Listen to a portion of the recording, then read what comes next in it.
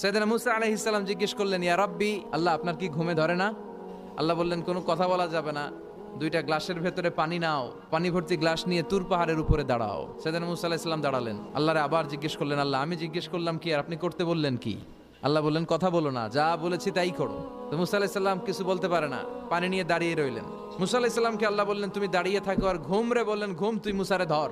ঘুম যে এবার সাইয়েদনা মুসা আলাইহিস সালামকে ধরেছে, উনি ঘুমের ধাক্কায় আর থাকতে পারে না, একবার ডানে যায় আরেকবার বায়ে যায়। ঘুমের ধাক্কায় হঠাৎ করে কাত হয়ে পড়ে যায়, আর গ্লাসগুলো মাটিতে পড়ে খান খান হয়ে ভেঙে যায়। আল্লাহ ডেকে বললেন, মুসা বেশি কিছু হেফাজতের তো দায়িত্ব দেই নাই, শুধু দুইটা গ্লাস হেফাজতের দায়িত্ব দিয়েছি। ঘুমের কারণে এগুলোর হেফাজত করতে পারো নাই, ভেঙে খান খান হয়ে গিয়েছে।